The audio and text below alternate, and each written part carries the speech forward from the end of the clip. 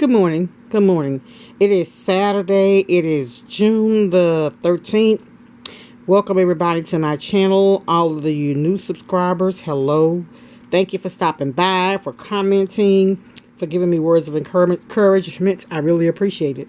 I wanted to talk this morning about something that I read in my student Bible. And sometimes I'll bring it here for people. It may not help but one person. But my intention is always to come on here and teach somebody something, inspire somebody, uplift them, or share some information that I have. Whether it be in the form of cooking or whatever, everything I do is about helping somebody. That's just who I am. So the lesson today is the problem with laziness. Becoming a sluggard requires little effort. The sluggard is lazier than a pig on vacation. His only exercise is turning on his bed. Proverbs says he is hinged to it. Any far-fetched excuse, there is a line in the road, will keep him from going to work. Proverbs laughs at the sluggard a little, but uses him to teach serious lessons. You can be like him very easily, for it doesn't require much. A little sleep, a little slumber, a little folding of the hands to rest. Putting things off, making excuses, sleeping in. Who doesn't sometimes fall victim to these tendencies? The result of such a life: poverty, frustration, broken relationships. The sluggard still wants the luxuries hard work earns, but he never gets them. The craving of the lazy person is fatal. That's 21 and 25. Proverbs on laziness, there's 6 through 10. There's 10, 4, and 26. There's 12, 24, 27, 13, and 4, 15, 19, 19, 15, and 24, 24, 21, 25, 22, and 13, 24, 30 through 34, 26, 13 to 16. Life questions. There's always one at the end of these little things. What attributes of a sluggard do you recognize in yourself, and do you think of them as serious? So the message that they emphasize is a little sleep, a little slumber, a little folding of the hands to rest, and poverty will come upon you like a robber. And so what made me think of this is people who would rather beg than work. I know that a lot of people aspire to be business owners full time. Because a lot of people have little small businesses on the side, or little small hustles and everything. But, even if you're running a YouTube channel, that's a business. It's a business. But what I mean is, okay, look at it like this. I do YouTube. I don't make very much money on YouTube. But it's not my profession. I would like to do more with it, but I work a 40-hour week job, and I said that before. But what I'm saying is, in order to be where you want to be, you have to do what you have to do to get there. So, a lot of times if you're a YouTuber and you're not making enough money to take care of yourself properly, if you have kids, take care of your kids properly and provide them with the things they need, like health care, being able to go to the dentist, a psychiatrist, whatever if they need it. You may want to consider getting a job and then, having YouTube as a hobby, because, you think about it. If say for myself, for instance, if I go and quit my job, there's my insurance, there's my retirement, my insurances, and my supplemental insurances that I have to pay out of pocket. I wouldn't be able to survive because I don't make that on YouTube. So yeah, we all want to prosper. We all want to be successful at this. But my advice to anyone, if you're not making enough to save and put up for a rainy day or your retirement, I would suggest get nobody really wants to work for anybody. But again, you got to do what you have to do be able to do what you want to do. Because while you're working for someone, at least you're paying into a retirement or Social Security or something. Because I've seen it a lot where people work on these jobs and they retire, and then they still have to go back to work because they hadn't worked enough to have enough quarters to even get Social Security, or to get very little. When they're older, they don't have enough to fully take care of themselves the way they need. The funding is insufficient to supply their needs. Basic needs at that. You know, and it's so sad that some people work all their lives, and then when they retire, the check is only $800 a month. That's no money. I mean, and then, you know, a $7.25 an hour job. What's that every 2 weeks? Just say $8. 8 times $3.20. What is that? $12.80 a month, and that's before taxes. So even a minimum wage job, you'll probably bring home more than you will in retirement. You know, at an age. So that's something people need to consider. And also, you know, if you have a little business and you can't pay into, like, say, life insurance. Some people don't buy life insurance. Some people just set the money aside, like they're put in a money market account, and that money would be used for an event that there's a funeral or something. Funerals, I remember when my mom passed, funerals not like they used to be. So you're looking at, depending on where you live and where you want to be buried, say your policy need to be about $15,000. And every year, that may go up 5%, just like everything else. May not be 5, but usually, like when you're forecasting and you budgeting, you usually want to go up 5% on things per year. Give or take, depending on the industry, I guess. But what I'm saying is, I'm not saying a person, well, if you don't, the Bible said if a man don't work, he don't eat. So, it's nothing wrong with having to clock in on a daily basis.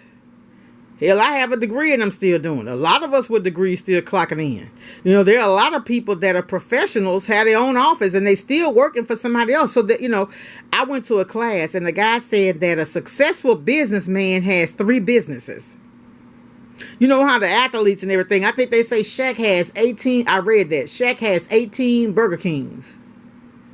You know, and every time you see them working with the company, that's extra income. You know, even like the YouTubers. But, you know, the thing about it is, make sure when you're calculating and when you're budgeting, you know, make sure that you're able to supply your kids with everything, all of the basics, health care, dental care. If there's anything like sometimes like my therapy and things like that, you have to make sure that you can provide that. And then another thing that's very, very important is the ability for your kids to be taken care of in the event that something happens to you. And that is my biggest fear. My son will be 20, and he has autism, and that is my biggest fear of leaving him here. You know, when I pass, leaving him and making sure that he's with somebody who is going to, you know, motivate him and encourage him and things like that the way that I do. And I'm praying about that because, you know, I'm hoping that I'm doing a good job. I have been told I am, but I don't want to do anything to hold back from him, you know, to hinder him from reaching his fullest capabilities, his highest potential. And sometimes I know as a mother, I could be a little, just the maternal instincts make me want to do everything. And I had to learn, and his dad helped me with this. He's like, you know, he's getting older, you want to make sure that he's able to do these things for himself. And I can honestly say I appreciate him for that, because he saw that I was being, you know, I was doing too much. And he's like, you may want to do this differently.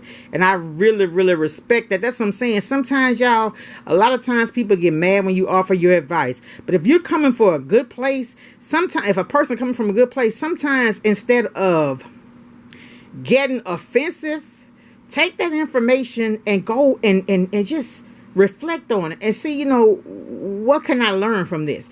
I've had to do that. Other people have given me advice that has made me advance to where I am today. So don't think that you're too smart, that you can't learn from other people. I don't care who you are, you can learn from a baby. And I probably said that before, and I'm going to keep on saying it because some people won't listen. But I'm telling you, I think about that. Sometimes I procrastinate, y'all. I do. That's something I know that I need to work on. And I had a friend, he said, you know, if you say, if I say I wanted to do something or I needed something done, he called and say, hey, didn't you say you need something done? And I'll have forgotten about it. So that's why it's good to plan. But you need people that encourages you and gonna motivate you. And I always tell people, if you surround yourself with people that's always yes people, you need to reassess your circle, because no two people are gonna agree all the time. My brother said it best: teeth and tongue fall out and they in the same mouth. So nobody is gonna agree with you all the time. And you know what? Sometimes, like, people will hear somebody or somebody will say something and they're quick to think, oh, that person is a hater and all that. Sometimes, like people say, the Lord bless me through other people. It's not always with money. Sometimes people can bless you with the best advice ever. Sometimes it'll be a job. Some people don't think it's a blessing to have a job. I'm realizing that some people just want handouts. Man, let me tell you, success requires work. It does. And sacrifice. Look, when I was in retail, let me tell you something.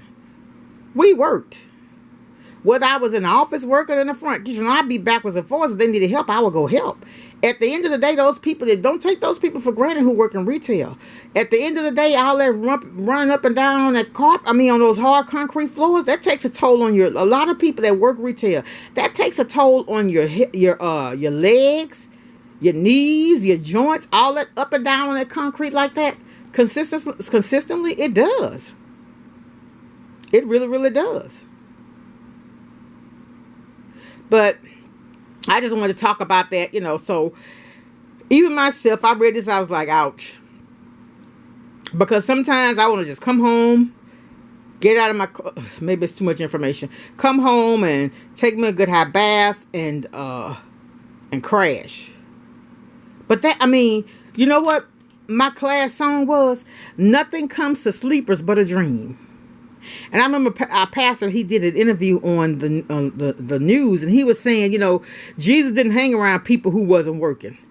Usually the people, his disciples, when they come together, they was working. When he journeyed to where they were already doing something. That's why they say an idle mind is a devil workshop. But I just wanted to share that because I've been hearing a lot of prosperity preaching. Name it and claim it. And that's what my pastor always said. They want to say that, name it and claim it. But to know God is to also suffer. Jesus suffered. Everything you want, you're not just going to get it, right there. It's going to require work on your behalf. And the thing is, when you know how you know things are going to get better? When you've done all you can do, then all you can do is be still. At that point of your stillness, that's where Jesus starts to work.